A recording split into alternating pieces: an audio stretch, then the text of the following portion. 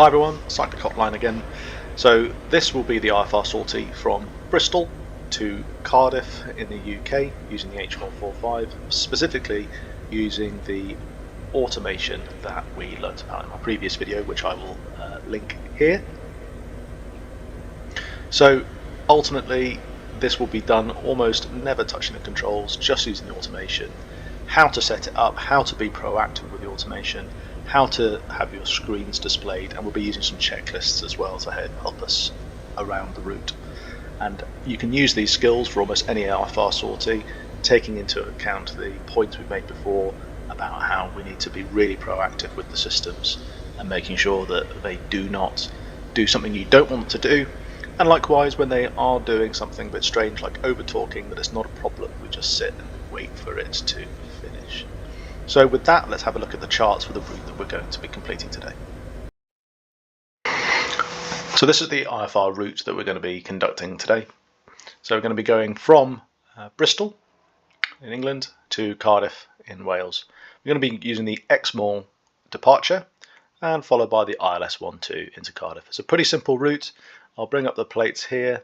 We'll have custom weather in the actual simulator. Here's our overlay charts. So we're going to be departing from Bristol by the Exmoor 1 X-ray out on 267 between 3 and 6, a left turn to Somot between 3.5 and 6. So a couple of things to note with this departure and the 145 in general. We have DMEs from our ILS. This is difficult to display in a 145 in the simulator 145 for Microsoft Flight Simulator. Purely because of the way that it calculates stuff, but that's okay. We have workarounds, but the workaround I haven't found yet is a lot of these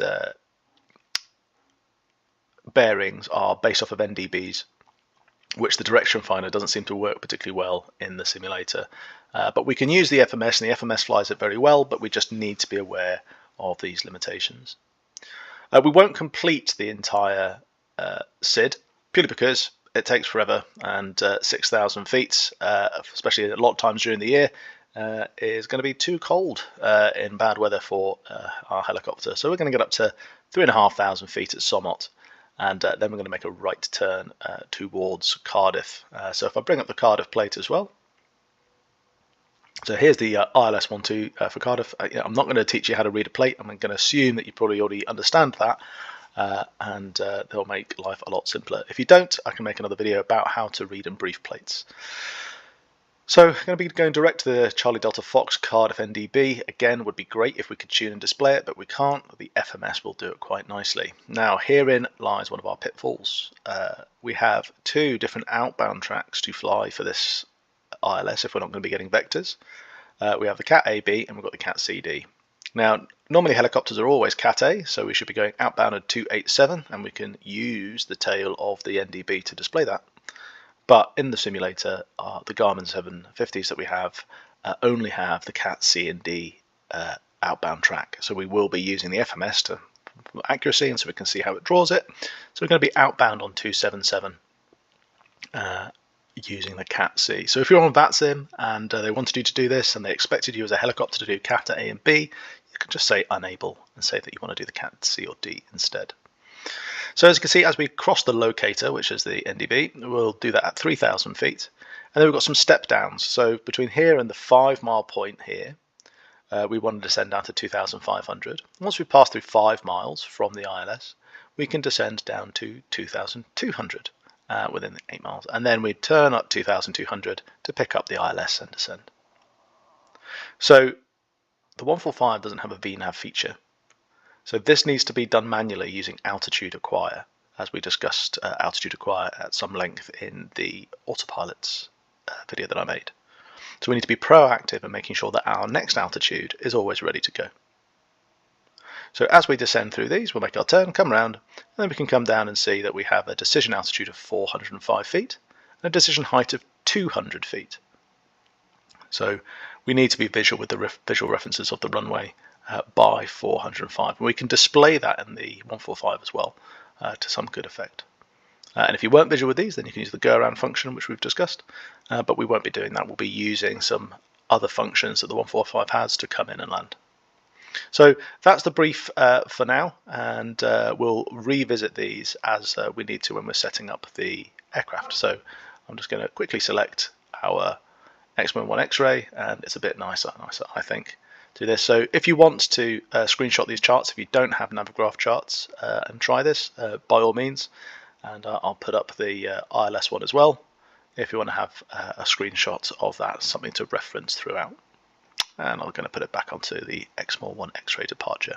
Not going to be doing radio transmissions or anything like this. We're just going to be doing the flight and talking our way through. So back to the aircraft and setting up the SID.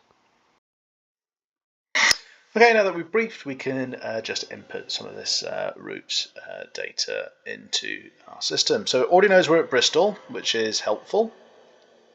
We'll set our destination as EGFF, Cardiff. Enter. Now we can't load everything. Okay, if we load everything early, it's just too much for it, and it throws a wobbly, and it will delete some parts of the SID. So what we want is just the SID for now, and then it will draw the SID and then route you from the SID direct to Cardiff afterwards. So load procedure. So what I've done is I've simply clicked on the airport. Load procedure is a departure. Not going via a runway because you can't, well we are, but you can't select that. You can't filter by runway. So we just click departure, and we know it's the X-1 X-ray, and that looks a lot like the chart that we've already seen. And let's click load departure. So we go out to 5.2, out to Somot, and then 16 miles Exmoor and on to Cardiff. Give it a moment and it will appear on our nav display. I've used map here and selected none so that we get rid of the vector charts because it's not fantastic for SA and it can make it quite confusing. Personal preference, personal choice, entirely up to you. So there's our SID up and displayed, and now we'll go on and start to set up the rest of the aircraft. We're not going to set nav ILS. What we want is the FMS to still fly our GPS route for the SID. But we've got here our ability to select pointer needles. So ILS 1, FMS, and automatic direction finder, which doesn't work. ILS 2, FMS. So we're going to have this pointer up. The reason being is that it gives our DME here, so we can monitor that the 5.2 nautical mile turn is about right, at least off of the DME. We've got an ALT-A here of 3,500 feet. Which again, you know, it doesn't do it exactly, but that's okay, and that's what we're going to be using for our SID departure. Now, if your departure had VORs which you needed to monitor, then you'd use the VORs, and you could use another one. So this could be, you know, nav 1, for instance, could be a VOR frequency rather than an ILS frequency, and you could monitor multiple things in the DME and making sure that you're going through the correct bearing from a VOR or from a nav aid as you cross it on your departure. So a couple of things left to do. We'll do some before takeoff checks in a minute. But we've got 1013 set, so that's all good. 3,500 feet as our departure, and the screen setup. So I'm going to have SVS up because that's what we would have, the synthetic vision, which gives us our terrain clearance and shows us that we're over a runway taxiway. It's a lot more useful than the old blue up, brown down. If you don't like it, it's personal preference. You can always set it back, but it's fantastic. I mean, you look at this yellow line here corresponds with the yellow line of the taxiway there, and that is just the same with the real aircraft. There's another thing I want to display as well, which is I'm going to keep this on map on the left screen. If I zoom in, you can get such a great view of the taxiways going all the way around the airport, and that's really useful in such these low visibility conditions. And you can even go so far as to, if we were to pick up Bristol as a diagram here and click runways and zoom in, it shows our runways here. In the real aircraft, you get all the taxiway names and everything. It's a very, very good system. But anyway, we'll leave that on map, nicely zoomed in, so we can see ourselves moving around the place. Okay, I'll bring up a checklist here, and we'll start to run through the things that we need to do before getting the safely for IFR. Now we'll get into our checklist then. So our departure brief is completed. We've set up our route, and we've looked at our SID. If Fuel quantity is sufficient at 680. Autopilots are both in upper modes pre-selected for 3,500 feet. The altimeters are 1013, 1013, 1013 across all three screens, and looking at 620 feet, which is airfield elevation. Decision height I've set to 200 feet, so to change that you click, any of these will then be changed with the rotational button down here, so DH, and we'll set 200 feet for departure. That's pretty standard for instrument departure in a 145, and then we will put it higher during the cruise and change it for our arrival. Comms and navs, so comms I'm not going to talk to anyone, so we won't talk about that. Navs we did set up for our display, and we've got our FMS set and displayed. Engines and guards are fly and guarded. T's, P's and an R, so back to the vehicle management screen, and all of our temperatures and pressures are in the grey. Normal 101.5% is good. That's fine. Lights are all on. We've got our landing lights on now so we can see what we're doing. MFDs. So this is how you would have a standardized display set up in a 145. 2 FNDs, in case there's any failures you can always very quickly reference the other, not to mention that this side later on when we do ILSs we'll have the number 1 ILS, and this side will have number 2 ILS for redundancy. You want that displayed, and we don't need VMS up during departure or anything. The 145 is very clever. If something starts to go wrong, even before it happens, it will tell you to go to this page and you can go and monitor it. But actually, NAVD, situational awareness, is far more important. Warning unit and master list. This is your warning unit, there's no reds, and master list is just greens and yellows. This box here, all clear, greens are advisories only, is what we want to see.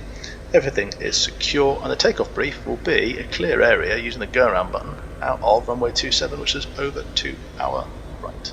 So we'll take off and we'll use the automation to hover to the taxiway via the runway. So, using our automation page, we're going to pick up into the hover. I'll make sure that we're in hover mode. So coming up into the hover now, we'll get to a sensible height where we can actually engage something. And let's engage hover mode and cruise height. So cruise height's holding 8 feet, so let's bump that up a little bit. And GTC-H is controlling us nicely. So we want to go down that taxiway to the runway. So let's face in that direction using the yaw function. Again, it sticks a little bit, and it's much happier when you use it in ground track mode, which we can do then. So let's go into speed hold mode. Get us going forward a couple of knots, and use the yaw to turn now. So I'm not touching the controls at all, the automation's doing all of this for me, albeit a little bit jittery as we go around, that's normal. So keeping slow and making sure that we do everything with plenty of good time, making turns for taxiways sort of before we get there. Not the best example of what I'm doing now, but I don't actually have to touch the controls and fly around in what is objectively quite poor conditions. So let's get it going, a couple of more knots. On its way towards the runway, and then we'll be using all the other functions in order to affect our departure. So you might have noticed that since we use cruise height, our Alt-A has gone, and it will disappear when we go to press the go around, which is a bit of a frustration in the simulator, but there is again a workaround which will make it happy. We'll show that. So coming up to the runway now, and let's start to bleed off a little bit of this hover speed. The height's fine, and we'll get it facing down the runway. Don't worry too much about the wind in this. It is what it is. It's a custom weather thing just to make it nice and IFR, but it'll all be decent headwind when we get to Cardiff.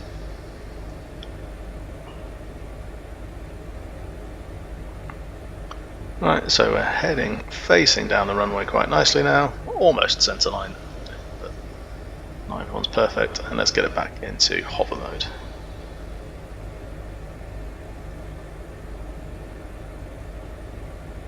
So that'll do. Back into hover mode, height's good. So can try and pre-select out A. There we go, and it was what we had before. So back to 3,500 feet, and we've reset it, so that's fine. So I'm going to use the butterfly to put us onto track rather than heading. It's a bit confusing for the vertical speed side of things, but it means it will track the runway track rather than drifting off with any kind of crosswind. So with that in mind, let's depart IFR. Go around selected. Go around. Altitude required 3,500 feet. Track and go around. We're climbing. It's using the takeoff band. That's fine. It has drifted off to the right. As we get a bit more speed, you'll see it correct to the right a bit. There you go. And now it's going to use the track and keep climbing. Looking for 70 knots, 1,000 feet per minute. It's accelerating and climbing. We are going IFR. The outside temperature is 12 degrees, so I'm not concerned about icing. So there's VY. We're definitely IFR and in the cloud now. Dark and horrible night. And let's make sure that our HSI is on here, but let's now select nav. We're going to use this with the couple button here. So now we're coupled to the FMS. So now the aircraft is flying our FMS GPS route for the SID. So continuing our climb now, what we want to do is make sure that it's flying the route that we've asked it to fly, and that is going to level off at the 3,500 feet that we wanted to level off at. So we're doing this at VY. That was the speed which the automation selected at go around. We could increase it, but it does start to do a lot of over talking and stuff when you ask a high climb rate and a difference in speed. So what we can do is we can just back off a little bit on our flight path angle here. We can switch this to vertical speed now actually, and bring that down to 1,000 feet per minute. You see, that's a lot simpler to understand. We've selected 1,000 feet per minute here, and not the angles and stuff. The reason we had the track, of course, was so that we would track the runway when we press go around. But then the nav FMS couple does a lot more for us after that point. So expecting to level off around 3,200, we'll change to alt mode. So altitude is captured. It will level off at 3.5 and a bit, whatever we set, but let's just drop that down to 3,500 and make it a bit neater using the collective beep trip functions here, or on your HOTAS, or however you wish. The last part of these tends to be really slow. The real aircraft isn't quite as slow as this, but it is what it is. And we can just speed up a little incrementally now. And again, don't ask huge amounts of the 145 automation in the simulator too quickly. If you get the overtalk, it's not an issue, but ultimately you don't want too much because it's bings and bongs, and it's not particularly realistic. It's quite distracting. So that's good. So let's set 120. Let's see, will it overtalk? Yep, there it goes. So you could click there and see it doing all the funky stuff. Don't touch the controls when it does this, as we spoke about in the automation video. So now that we've left off at 3,500 feet, cruising at 120, we're expecting a turn here towards Somot in about half a mile. We can do, they've done it right on time, left turn and towards Somot. Somot as our next point, that's good. So next thing we can do is make sure that our DH is set at something sensible. So let's go 1,000 feet en route. For IFR, you might know that you need to be 1,000 foot higher than the nearest obstacle within 5 nautical miles of your track. So 1,000 feet DH means that if that DH goes bong on us, we know that we've made a mistake. So we're on our way to Somot, and I'm going to show you now why you can't load too much into the GTNs here. So I'm going to scroll down. I'm going to select Cardiff. So we've still got, we're going to go all the way to Exmouth. We've got quite a lot of the SID left to do. So let's go load procedure for Cardiff. We're not doing an arrival. We don't have a star because we're not high enough. So Cardiff Airport. The approach we're going to do is ILS 12. So as we spoke about, there's the transition, the CDF transition. It's the only one available to us. As you can see, it goes out on a 276, so close to that 277 that we said was for the Cat C and D. So we don't have a Cat A available to us, which is fine. But we have two options here, load approach and load approach and activate. Now load approach would just put it at the end of Exmoor, and then it would just sequence as normal. Load approach and activate means you would activate the first point of the approach. Now, in this, these do the same thing. Ignore load approach, because all it does is load approach and activate. We'll take it straight to Cardiff. So let's press it and see. Load approach and activate. Boom. Immediately it's drawn a line straight towards Cardiff, which it then couples to and starts flying. Give it a second, and now it shows here. So, only load approaches in this when you're absolutely ready to route towards your approach, which in this case is fine. Let's just continue and make the trip a little bit shorter. But so now we have the Cardiff approach loaded. If we go back, it deleted the SID. So if you went, oh god, I need to get back to Somot, it's gone. If you've done that, it has left. So let your SIDs, your stars and everything really come to completion before properly loading the approach. It's one of the things that obviously real aircraft does not do, but one of the things we need to manage in this. So now that we have our approach loaded, what we'll do is we'll go have a quick look, another check at the charts, and make sure that all this looks correct. So back to our ILS into Cardiff. We can't do anything with the NDB as we discussed, but we want 110.7, the India Charlie Delta Fox, to be selected for our nav source on ILS2, and we knew that we're doing 3,000 feet down to 2.5, down to 2 and 2 via the 5 mile and out to the 8 miles, making a right turn at 6 miles. We'll descend on 117 down to 410 feet, DA 200 feet right out. I could brief this a lot more, but those are the basics for what we're going to do. I'm not going to do the missed approach or read any of that either. The 145 does not load a missed approach for you, as far as I can tell. Maybe there are some airports where it does, but I'm yet to find it. So we'll make sure all this is put in, and we will double check everything as part of an arrival brief. Okay, so let's select 110.7, 110.7, enter, and make it our primary nav code 1107, and we'll do it for number 1 as well. So now we have redundancy on both sides. So I can do this quickly. I can select nav. Now I've got ILS1. Now I can also do it on this side as well. So let's select nav. Now we are still coupled FMS. That should have stayed the French call it inverse video. But basically that tells you that you're coupled to FMS when it's highlighted in green.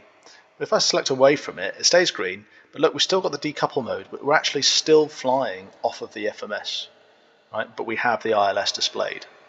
Right? That is completely normal, and you can go and check things. But herein lies one of the confusing parts, is that we've selected 110.7, which is the frequency for both ends of the runway at Cardiff, and we're currently facing up runway 30. So the problem with that is it selected the India Charlie Whiskey Alpha for us. And if I click course, normally you could change the course here, select course, move these around, nothing happens, right? So it knows that what the inbound course is of the reciprocal runway for today, which is 297, and it will select it for you. That's normal, okay? So we're going to come out of course, we're going to come back to nav, but we have everything set up. We also know that as we cross the locator beacon, we can be down at 3,000 feet. So let's ALT-A 3,000 feet. 3,000 foot ALT-A, engage. Vertical speed engaged, ALT-A armed, descending. Get the descent going, and we need to be proactive with these altitudes.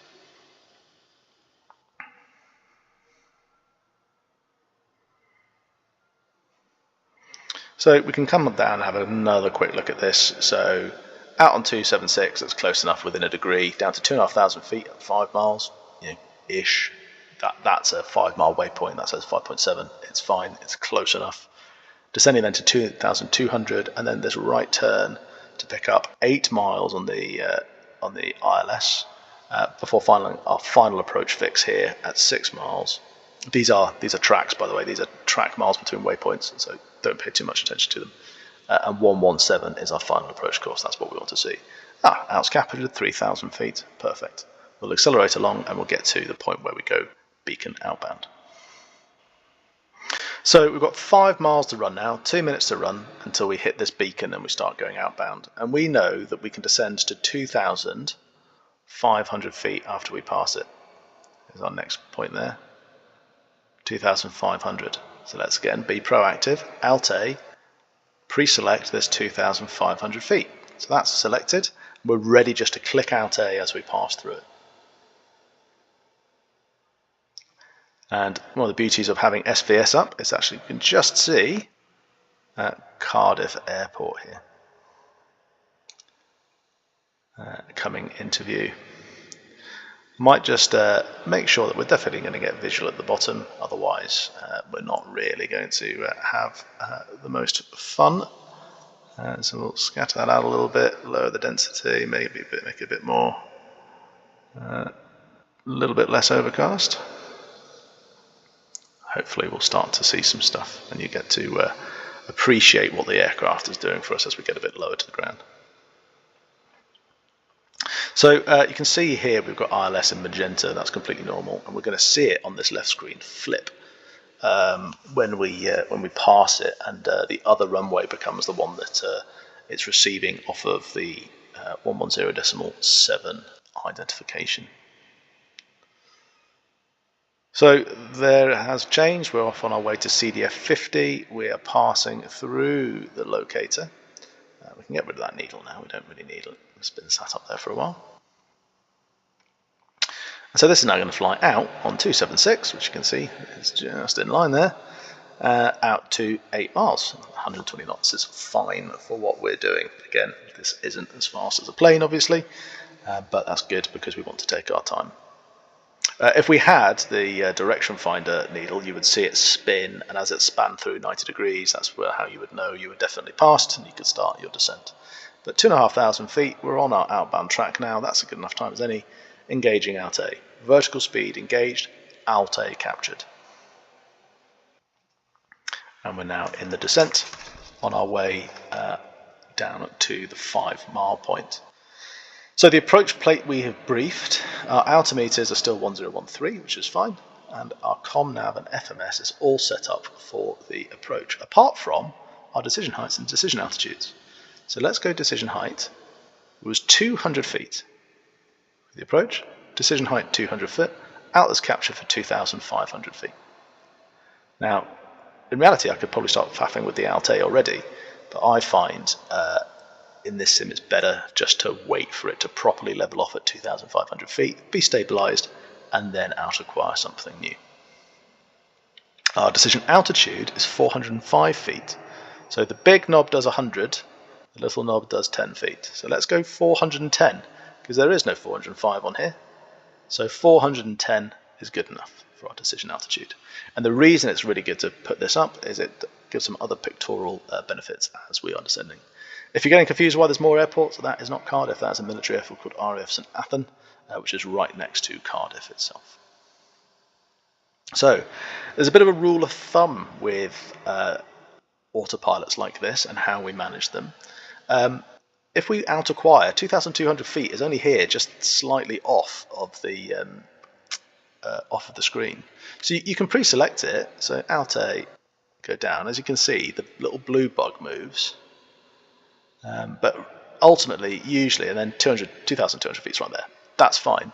Of course, when you're within 300 feet of your Alt A, Alt will capture. So usually, if you can see the altitude you want to go to on your altitude strip here already, you can just use the altitude up and down buttons on the collective beat trim to put yourself there. That's fine. But we'll use Alt A here just so you get to have a look at it. The last thing we'll do is we'll get our finals checks done. Normally you would do this as you turn final, but in this case there's a lot of talking to do as we capture the ILS and everything, so we're going to go through them. So the weather radar, if you had it, is stood by, or failed in this case, I'm not using it. The DADH is set at 410 and 200. The lights are on and we are landing in Cardiff. So Checks complete. Right, we've gone through the next one. We're on our way through 5 miles out to 8 miles. So let's descend now for 2,200. So vertical speed, and then it immediately went out because we're already within 300 feet. But the only downside of out is once it's in this position, you have no control over how fast it goes from the vertical speed perspective. So in that last 300 feet, no matter what you do, you're sort of in the lap of the gods with the aircraft doing it for you. So what I'm expecting now is as we reach 8 miles, we're going to make a right-hand turn and pick up the ILS. So I can have ILS 2 because I want screen number 1 on 1 and my screen number 2 on 2, so that we've got the redundancy. These are 2 separate nav sources. So if mine died because the locator receiver failed, I've got a backup I can quickly go over to and use. So I've got this up because we're still coupled to FMS, remember, but what we don't have is a couple button here, which normally you would have. That is missing from the simulator, but we'll see how actually, even though it's not there, it kind of is in reality. One way to get visual with it is to actually press the decouple on the FMS as well, but we want the FMS to keep flying everything for us. But one of the really good parts of this is, whilst if I send us back to FMS, see how it draws this box. It's not the nice rounded turn, it's a box that we're turning to, and that is what it will fly. It's perfectly valid, but of course it's just drawing straight lines between our waypoints, so it's not exactly useful. And not only that, but the real aircraft would cut this corner here. It would do what's known as colloquially as a smart turn. So it would have cut this corner to pick this line up, and it would cut this corner to pick this line up. But this simulator will overfly everything, which means it will go way past where it should. See how it's trying to now recapture this point here. So we're going to have to help it out a little bit. So if I select ILS and I click couple, it's just died. It's not happy with us because it's got nothing for it to couple to. Let's couple back to the FMS where it is happier. And I'm going to be a little bit cheeky here. I'm going to select heading. I've got heading now selected on something wildly inappropriate. Heading should be on the front, so if it does start turning where you didn't want it to go, just reselect everything again. And let's get it onto a closing heading for our localizer. So that'll be fine for now, 060. Again, just being proactive, don't let the FMS and the automation take you somewhere you don't want to go. Helicopter IFR is quite an interactive experience. So now that FMS isn't coupled, nothing's coupled, the couple button's available to us on the ILS. So let's press couple now. Localizer has engaged early, which is good. So you can see we've got the green line, so localizer, but Glideslope is armed. So the Glideslope, as you can see, is still high. Here's our Glideslope down here on the left. Glideslope's still high. Localizer's live coming in. And if we'd left it with FMS, it would have made a bit of a mess of it. It flies straight through that point, comes back round, it does it, only really picks it up just as you're getting to the final approach fix. It's not ideal. So again, be proactive and make it do what you want it to do. Now at this point we're at the final altitude that we want. With Glideslope's armed, it's going to fly the approach for us. Again, not touching any of the controls. So what I'm going to do now though is, it hasn't armed a missed approach, but let's just say the missed approach is straight ahead to 3,000 feet. So we can alt-A 3,000 feet above what we're doing, right? So I'll just hold this button down. Oh, that was alt. Alt shouldn't be climbing. Glideslope's captured at least. Again, this aircraft will do some strange stuff. So alt-A has disappeared. Let's just use that there. Alt-A 3,000 feet as I'll go around. So if you didn't get visual, you press go around, at least you'll be going to the assigned altitude. Again, this aircraft will do some strange things. And you just have to keep on top of it and keep proactive and understand the automation when it is and isn't doing when it should. So you can just about make out our flight path vectors actually pointing at the runway, which on the SVS, which is nice. Our synthetic vision, and we're descending. Now, A plane will descend and come to the runway at 140 knots or something, and that's fine, but we don't have to do that in a helicopter, and in fact we really don't. We want to have everything nice and tidy at the bottom. So I'm going to reduce the speed now. Whilst we've still got plenty of descent to go, we've still got over 1,500 feet of descent. I'm going to put us back to that magical number of VY. It's about 75 knots usually. It'll appear in a minute. There it is, VY, so a bit less today, so 70 knots set. Let's descend at 70 knots on the glide slope. It just gives us even more time to be visual with the runway as we get closer. So the other thing is, I'd always say be speed stable, as in stable in whatever speed you want to fly the approach at, with 1,000 feet to go, which we have. We've got 410 feet as our DA, so 1,410 would be 1,000 feet above that. It appears like we're suffering from a little bit of turbulence here. The wind arrow, as you can see, is jumping around a bit. That's fine. We're at a good speed to manage that as well. So now it just becomes a monitoring game, but I'm going to now prep us for what we're going to do at the bottom. The 145 has an auto-level feature at 150 feet rad out. It uses a comparable altitude, so it's actually the alt mode that captures, not cruise height, but it's associated with the 150 foot height on the rad out. When you get visual with the runway, leave it. If you try and attack the airspeed and try and bring it back even further too soon, you might find that it will actually impact the runway trying to do this, because it can't do everything at once. Okay, so it's better to level off at VY and be a bit fast and let it capture, let it level off, then reduce the airspeed. Remember, don't give this aircraft too much to do at once. It's far better to do that than it is to have the bottom fall out, because it'll pitch up otherwise. The nose comes up, it loses the glide slope, it gets the speed under control, and then it dives for the glide slope and it can't capture at the bottom. It's just a fault with this simulator. It is what it is. So VY is a good speed. Here is our yellow line to say that we've got 500 feet to go. I have to say the weather's not particularly great, so I'm just going to cheat a little bit and make sure that we're definitely going to get visual, because otherwise we're going to have a terrible time in the go around.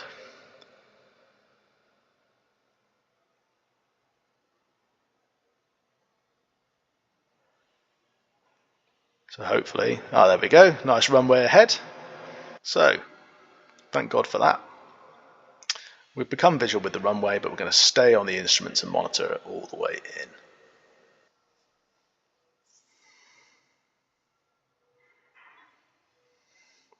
So 710 feet, 300 feet to go. We do have visual references, but we'll just leave the automation to do this for us. And if I can just make it a little bit worse again, just to give you a better appreciation of just how good this system can be. And it's really poor viz. There we go, that's looking good. So 200 feet to go, there's our yellow line showing us our decision altitude. Kind of blustery, bumpy conditions, not the time that you want to be flying manually. Popping out the cloud for sure now. And I'm going to switch to track IR now, just because it's a little bit simpler.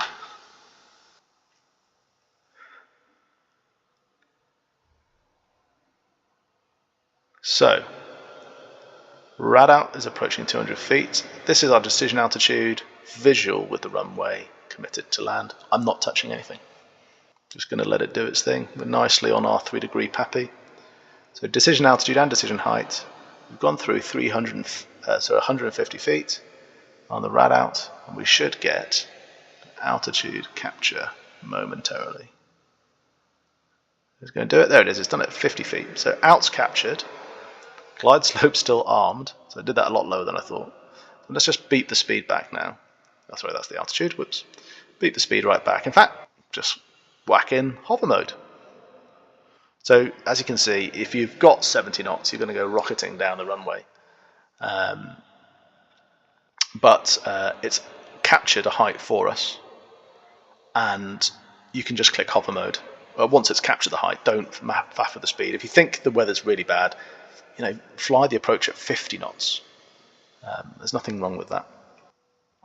So back to hover here. Cruise height we can go to, maybe. Let's close that. Let's select cruise height instead. Beep this all the way down to 3 feet. We're sat in a hover, so I can set the hover mode if we want, so we can really see that it's doing it. And you know, I've just flown an entire ILS and IFR sortie without ever touching controls, other than just using the automation. Having the speed lower than 70 knots is useful, especially if you can't see the whole runway, otherwise it will feel really fast at the bottom. Let it captured it there at 50 feet, which is fine, but let it capture and level off a bit before reducing the speed, otherwise it'll really have a moment. Now the great thing is that from 3 feet, you know, we use the auto hover stuff to move around the taxiway. It's just going to land on the runway here. But once you're back where you want to be, and you know, terrible veers, difficult to see, hard to control without a horizon, all I'm going to do now is I'm just going to very gently lower the collective. Very gently lowering the collective, overriding the autopilot here. And there is us on the ground and landed. Well guys, thanks very much for watching. I hope that helps. I hope that helps you get around your IFR flying in the H145. Any questions, don't hesitate to put them in the comments. If there's anything else you want doing or talking about, if there's a particular approach you're struggling with, please let me know and I will go ahead and I will fly it. I'll work it out, I'll see what the pitfalls are, I'll see if it can be done, how best to set up your screens, all that sort of stuff. But thanks again, and I'll catch you soon.